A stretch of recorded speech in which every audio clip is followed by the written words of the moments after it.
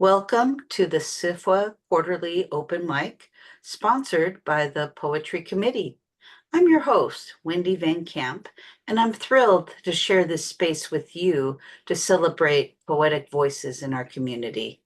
Tonight's event is part of the SFWA Events Experience, where members and attendees come together to share their work, whether published or unpublished. I hope you'll join us for the private readings and meetup each quarter. Our featured reader for March 2025 is the talented poet and writer Sultana Raza. Originally from India, Sultana's work spans poetry, fiction, and creative nonfiction, appearing in a wide range of journals, including ABIS and Apex, Columbia Journal, Starline, and Blaze Vox. She's also been featured in anthologies like Musing on Muses and Nip Hilim. And her short story, Veiled Stratagems, is set to be published in the upcoming Achilles anthology by Flame Tree Publishing. Sultana's fiction has earned an honorable mention in Glimmer's Train Review, and her nonfiction has appeared in Literary Ladies Guide, Literary Yard, and Litro.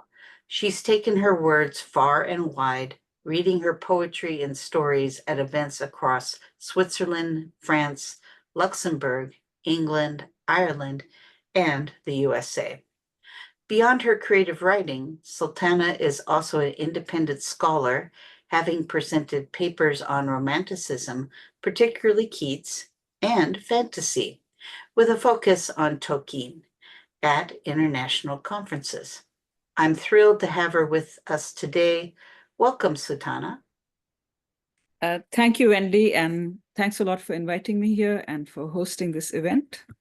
And of course, thanks to SFWA as well for holding these events, which give opportunities to so many writers to share their work. So I'll start reading my poems. And the first one is called Suspended Subject Matter. It was published in Starline, I think. So, swirling with increasing rapidity, debris of carbonated obsidian attracts a lost cigarillo-shaped vessel. With none to witness the phenomena, the tiny spaceship disintegrates. Then it solidifies into a loose ball pinched with spaces, like a pumice stone, pierced through by empty pockets, where molecules of ossified yttrium refuse to tango with leaden scandium. As this rare asteroid is pulled by rhenium-indium alloys into a special lab on Niobe, the planet mushrooms into an extremely slow time zone. So scientists have an unlimited number of hours to think about the consequences of creating certain alloys without knowing the components of incoming meteorites, but have no way of recording the errors of omission or commission. They can only hope other species would be able to learn from the expanded, suspended example without coming within the gravitational zone of their study material. So that was one poem. And the next poem was also published in Starline, and it's entitled Obliterating Singular Errors.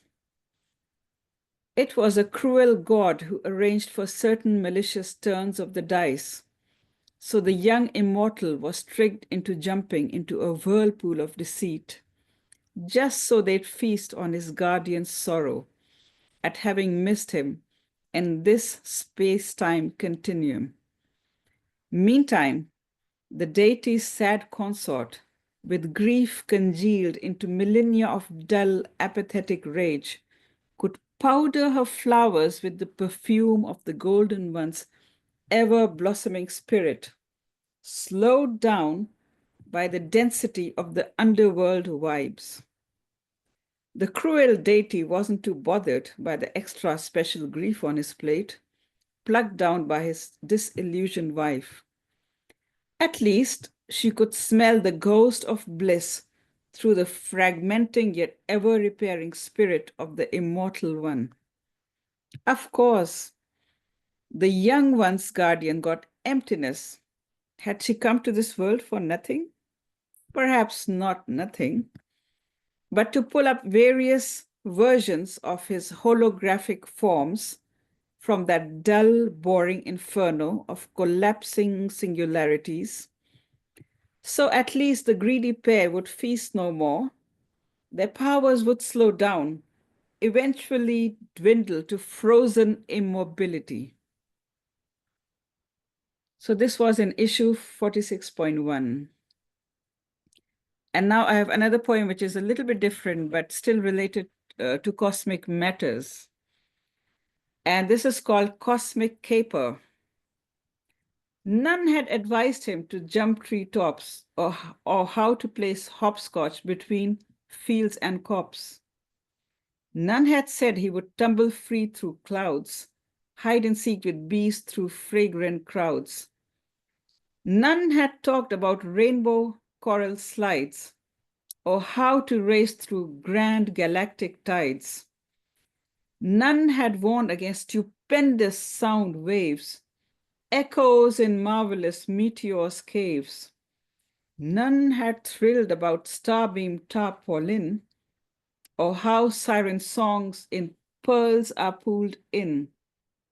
None had sent for stubs for star-filled orchestras, meteor showers, extravaganzas. None had warned him about roving nebulae, lost in exultation at their array. None had marveled at the birth of galaxies, or lilting tunes of swaying spangled seas. None had disclosed by comets he'd be shot, new exhilarations he deftly caught. None had exposed new colors, curly songs, or subtle cosmic sense of orbs in throngs. None had whispered how heart stars are born, or how their subtle light by nymphs are worn. None had delineated vast copulas, wonders incalculable formulas. Such freedom of spirit none could have guessed. A new afterlife was bubbling fresh zest. Well, thank you for your comment. So, I have something funny now. It's a kind of a space opera, very short. Thank you, Mary Soonley. So this is a kind of a very, very short space opera, and it's a little bit funny. So I hope you'll enjoy it. It's called Dog Shield. So this is a dialogue. As an invaluable member of the royal triad, we request our esteemed sister Sukanda, Empress of Tirana, blah, blah, blah, blah. No need to repeat all of my 83 titles. Get to the point of this document. Yes, Majesty. To put her seal on these orders with immediate effect. What orders? Give me the summary. To extract this bionic stream of particles from planet 457M on quadrant 286. And how many bipeds are on that planet? About 8 billions at the last count. And why do my AC9 brothers want to undertake this action? In order to fuel the propulsion of our biolab to Galaxy 931. Do canines still exist on this planet 457M? Yes, Your Majesty. How many breeds are there now? About 350 official ones, with 150 pending recognition. Recognition by whom? From those apish slaves we left behind eons ago? Both the humanites and their dogs have evolved now, Majesty. Their dogs? How dare you say their dogs? As if you didn't know, I designed the genetic makeup of those canines in the first place. Now, take the next ship and jump into hyperspace before I obliterate all those useless muons of yours into extinction. I'm very sorry, Your Majesty, but your genius design of their gene structures left room for a mind-bogglingly variety of mutations. Send a missive to those empty-headed brothers of mine. I refuse to be party to this injudicious project. As bionic particles are extracted forcibly from organic forms, will never propel any inorganic molecular structures to a higher dimension. And don't you dare breathe a word about canines to anyone else, or my moronic brothers will make sure they go extinct on planet 457M. To oblige me to sign on this senseless scheme of theirs. Yes, Your Majesty. And stream me data about those new breeds, classified by genetic mutations with corresponding images. What will these evolved humanoids get up to now? And now this is the second part of the same story. It's called Providential Accident. It's urgent, Your Majesty. Hakarus are willing to release Squadron 247 now. In exchange for what exactly? They want rights to extract Hierophotia 1 from planet 45D. Let me guess. The one in Quadrant 286. Why? What's so special about Hierophotia? From our spies' report, we can surmise they want to enhance their fleet in order to jump through galaxies at super speeds. And how are they planning on extracting Hierophotia? Well, by pulverizing planet 458 to ashes, then by extracting Hierophotia subatomic particles via magnetization. What about Ashkar Karads? Do you mean those blonde monkeys, Your Majesty? Don't you dare call them monkeys. They are still being bred by the same lineage secretly on planet 458D. And how many are left on that planet? Well, on planet 624G, they aren't blonde.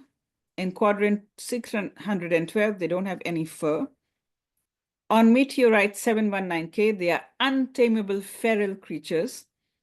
And in our lab on satellite GH94, their clones don't last for more than a few days. All right. We can't afford to lose this last troop of Ashkar Kurakarats. Who knows when we'll be able to recreate their genetic structure? The oracle prophesied my reign will continue as long as they last.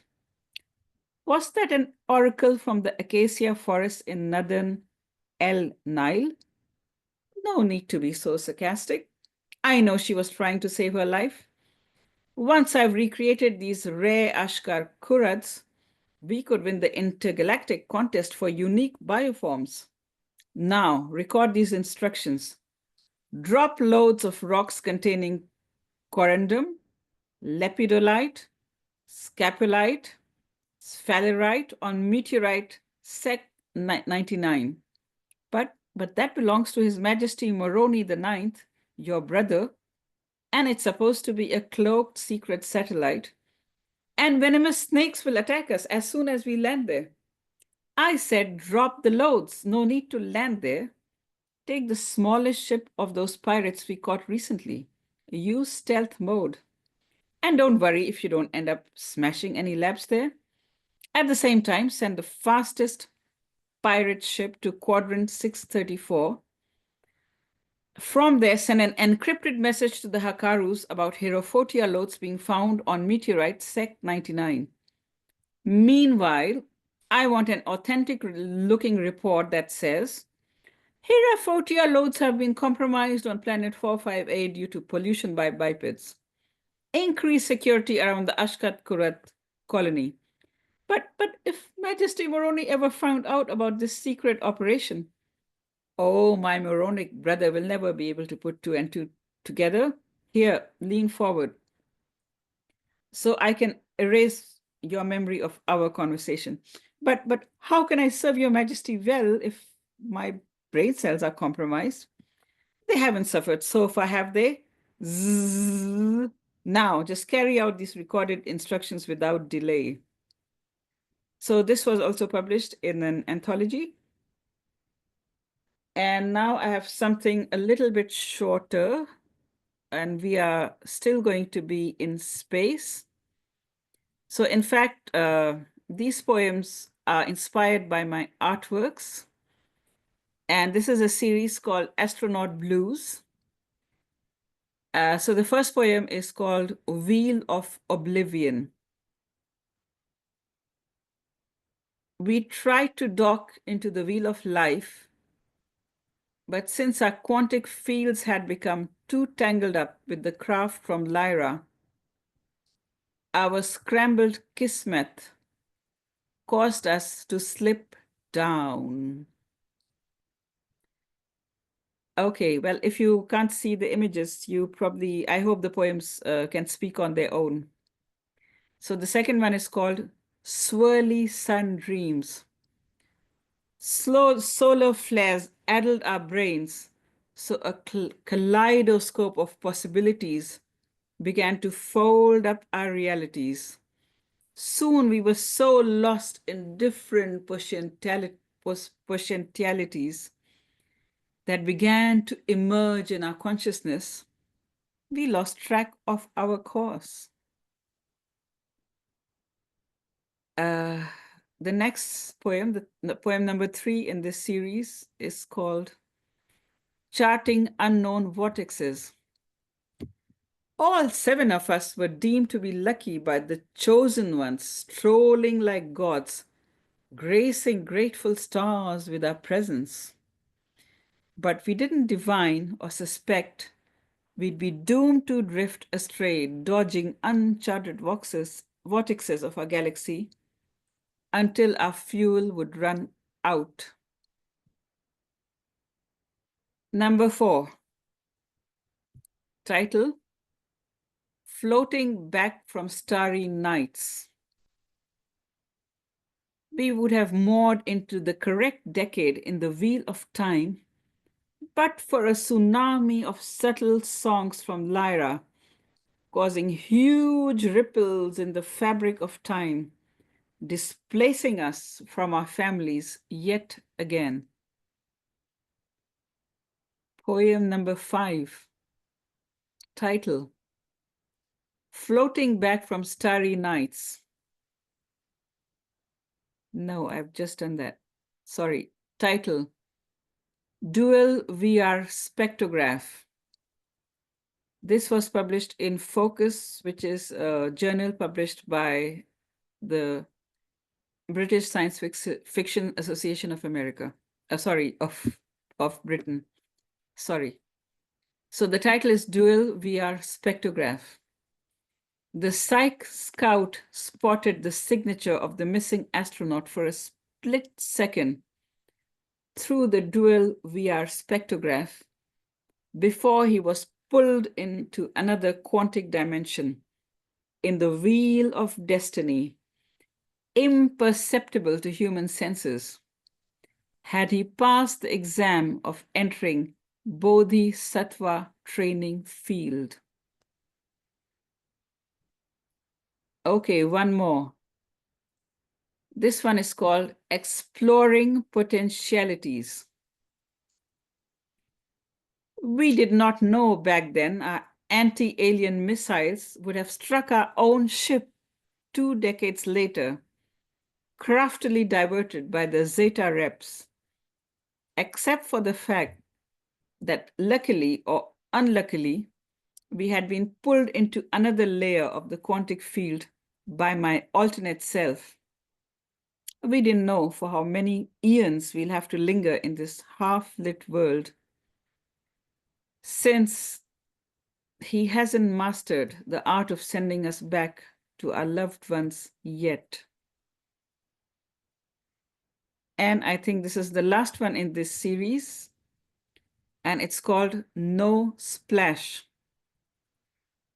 The astronaut disco box glided down too smoothly on water without displacing even a single drop, containing only a restless scroll, emitting a coppery glow as it quivered at unpredictable intervals. Its indecipherable, unphotographable symbols, which changed as well. Its flexible metallic material couldn't be analyzed or destroyed or sent back into outer space, as it played havoc with our spacecraft's engines. Was it a ransom note for our astronauts? Or emitting a homing signal for an alien landing? Or a marker to safeguard our verdant Earth? We never found out. So that was the series entitled Astronaut Blues. And of course, like all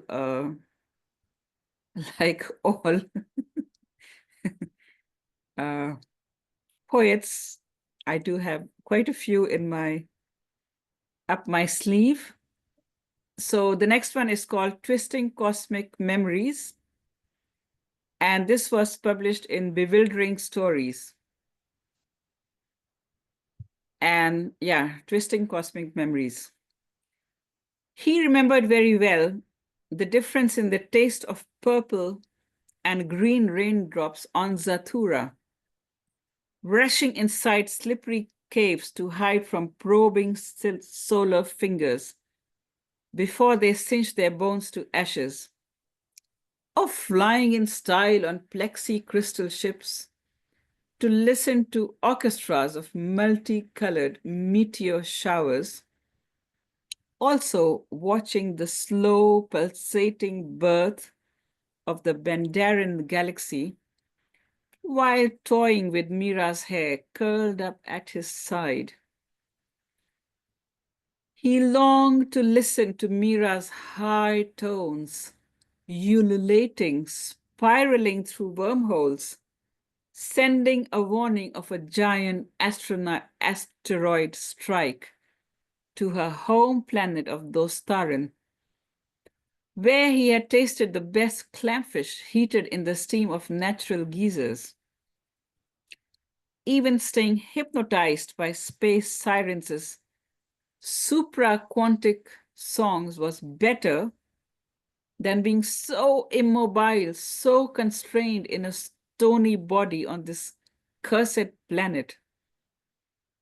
If he had known his quartz-like molecules would be converted to limestone so suddenly, he'd never have landed here or heeded their signal for help. So this was also inspired by my artwork, Cosmic Memories.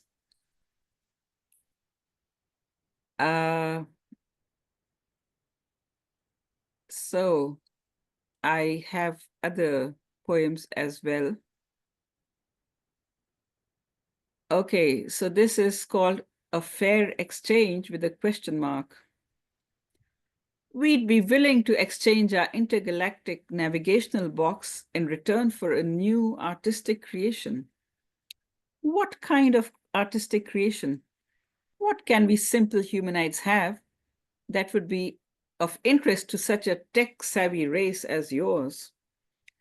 Oh, we've come from 2 million light years away, according to your system of calculating distances, to commission a bust of our lost princess, Shwaharat. Can you recreate his bust exactly with the same precision as this head of Ramses II? Oh, but this is a very old-fashioned, lifeless rendering of a typical face. He only seems to be benevolent. These pharaohs were harsh rulers. We have much better artists now who can create lifelike expressions, add flesh-like texture to paintings, or our AI could generate even better versions. No, no, no, it's for the symmetrical aspects of his face that we have glided so far. Can you give us the right tools to recreate such precisely aligned features? Tools? Why? They use simple filing copper lathes to create these statues. Ha ha ha. We see that you're still not aware of the psychically guided machines they used to make these statues with such a high degree of precision. We were hoping the high entities had lived behind some of the equipment, but it seems we are wrong. Wait, we can make better, more lifelike visages. We can show you samples from different artists and sculptors. Apparently, you don't even know what symmetry represented in ancient times. It shows this leader was a balanced ruler, guardian of a harmonious land. By the way, that head didn't belong to Ramses II or any identifiable mortal. It's not the features that interest us, but that indefinable benign expression, that hint of a smile, the confidence that everything is aligned to true north. Wait, we could give you a 3D replica of this giant head. It's clear you can't cut granite with the same degree of precision now. And we wanted a statue of our own Prince Shwa. Never mind. We'll continue our quest for the psychically guided toolbox in other quadrants of this galaxy. Maybe this ancient race of sculptors did not fly too far away.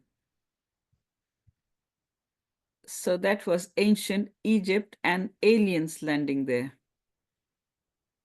So now I can go to a poem that was published in Penumbric in August 2024. And this actually is linked to popular culture, which is Frankenstein. And before that, we had a lady reading a poem linked to Exorcist. So this is, Life is Strange. Here I have a poem which is connected to Mary Shelley. So this poem is entitled Life Sparking Arrow. Why are you asking these questions? John wanted to ask Mary, but he didn't dare break their whispered conversation. A part of him was amused by her childish interest in reviving a dead body. Who knew what elusive substance the soul was composed of that made a man a living creature? John Polidori wanted to ask Mary about that invisible energy emanating from her intense gaze that made his foolish heart palpitate for no good, illogical reasons. What were those almost palpable waves, vibrations all about? Could electrical current make a heart beat again? As John nodded his head sagely enough, a burst of lightning shook the aged house to its core, as if corroborating his statement. We are lucky there's no flooding, or who knows if we'd survived this strong arrow of electrical strike. Though he'd started drowning in Mary's eyes long before this whispered conversation had started.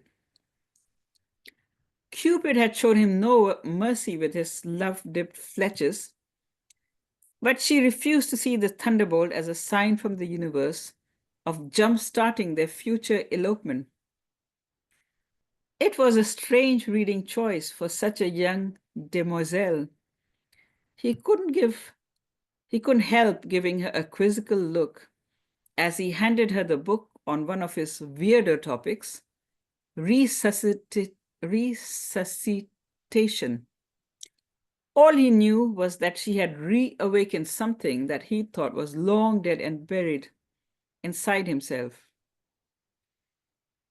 John wondered why she had refused to leave that insensitive jackass Percy and take off with him into the wild unknown. They could try to synchronize the disparate pieces of their hearts in harmony and explore the untangling of roots of their past. Though Mary was tempted, she couldn't even give a hint to John about his own sincere, wordless admiration of her seriousness would lead her to finally feel the emptiness, her husband's lack of warmth, in the left-hand cavity of his tightly ribbed chest. So this was one poem, but there are a few more related to Frankenstein. So this one is entitled Frozen Possibilities, and this was also published in Bewildering Stories. So I suppose many people are familiar with the myth of Frankenstein. So looking at the high wastes bordering the fjords, powdered with unspoilt white, I wondered how anyone could have tracked the creature down in such vastness, even though the earth was supposed to shrink near the North Pole. Had the creature ever made it to the pole, found his mate? Had the Führer sent his minions to the snowy wastes of the Grand North to hunt for the creature, so he could assemble a race of super creatures? Did the creature ever encounter any Aryans from Thule, blonde or not, or any Hyperboreans? Did they trade tall tales? Did the Hyperboreans offer meat to the creature in return for his accounts of a cruel and indifferent world that justified their retreat into another dimension, leaving humanity to founder on its own? So I just want to mention the fact that the Hyperboreans are a race mentioned in Greek mythology that are blonde, very tall, and lived for maybe hundreds of years, who were north of Greece, maybe somewhere near the North Pole. And Thule is a mysterious land in Germanic myths, which is also supposed to be near the North Pole. And the Führer, also known as Hitler, actually, some of his colleagues did send some secret missions of an esoteric sort to different parts of the world. So these are different components from which this poem was created. And so this is another in this series of Frankenstein. And I think it's a good idea to remember that Mary Shelley was only 18 when she came up with this idea of writing these poems. And these poems actually were written in Villa Diodati, which is located in Lake Geneva in Geneva, where Byron had rented that villa. And that summer was known as the summer.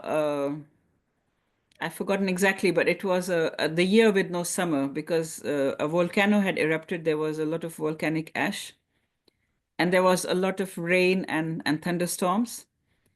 And on one of these famous nights, Byron started a competition of writing ghost stories, and John Polidori was his physician, and he was a brilliant young gifted man who actually may have given some ideas to Mary Shelley about resuscitation. And in Victorian times, that was the beginning of, actually these are Regency times, beginning of electricity, and there were demonstrations on stages where people would be given like electrical shocks and the body would sort of move or something like that.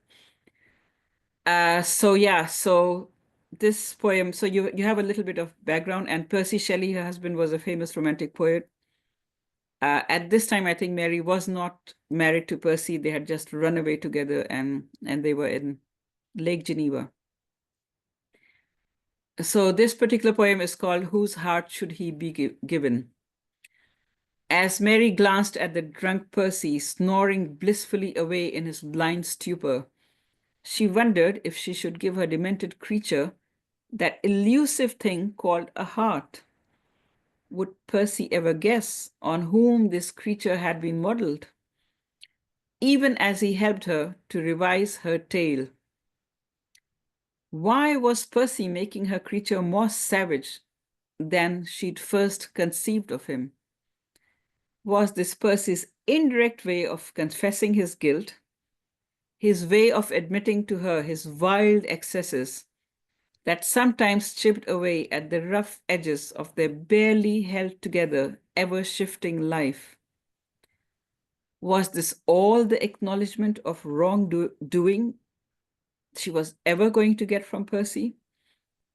In the form of a deformed creature brought into existence by the burst of electrical currents in her own shocked and confused brain. So at this point, I want to mention that Percy had very, very advanced views about life, about democracy, etc. And he also believed in free love. So he may have had quite a few affairs. But his wife, Mary Shelley, did not have so many affairs. And they were always moving, and Mary had to follow Percy, and she lost a lot of her children as well because of this lifestyle. So living with Percy Shelley was not very easy for Mary Shelley. I do have one more of this. Yeah, I just need a tiny moment to find it. And it was also published in Bewildering Stories. So I had a series of, yeah, so this is Heartful Inheritance. So before I begin this poem, I just want to know that Percy Shelley actually died very young. I think he was in his late 20s. I forget the precise age. When he drowned in the sea near, Sultana, yes, we are running a little bit low on time. Could you just okay. finish this one up? And then please remind the audience of your name, your socials, and things of that nature. Okay, thank you. All Thank right. you. Yeah, time goes very fast. So this poem is called Heartful Inheritance. Please, please, please convince, cajole, oblige Lee to give me back my Percy's heart. A sobbing Mary begged George Gordon 6 years later. If you don't intercede on my behalf, my only child's life could be at stake. But Lee says he has first claim to it. George Gordon's tone was too passive for Mary's taste. Haven't you learned anything after losing your innocent Allegra? How many children do I need to sacrifice? Can't I have just a living, breathing son for myself? And what about Percy's legacy? Shouldn't he leave a trace of his lineage in this accursed world? You mean a legitimate lineage. But Byron bit his own sarcastic tongue. Instead, he asked gravely, has the creature returned then? Not yet, but it's only a matter of time. I need to be prepared. I can't afford to lose my only child, even if it means giving up my Percy's precious heart into those wild paws of his. Why, oh, why did I have to write this accursed novel? Mary had to restrain herself from screaming at him. Would you rather give up your fame through the ages? Who would ever want to do that? Byron thought that, but he remained silent. So this was a very, a great honor for me to be on this event and to read all these poems and also to get comments from such wonderful poets who have been listening patiently to me. Thank you. I haven't been able to look at the chat, but I hope to do so later on. So my name is Sultana Raza, and for my socials from Facebook, it's sultana.raza.7, and also on Instagram, sultana.raza.7. And I also have a YouTube channel, which is Sultana Sophie Tara, Tara, where I've recited some of these poems. So thank you very much, Wendy, and it was an honor to meet both the poets, Gwyn Garfinkel and, of course, Mary Soon Lee. And thank you to the SFWA for hosting this event.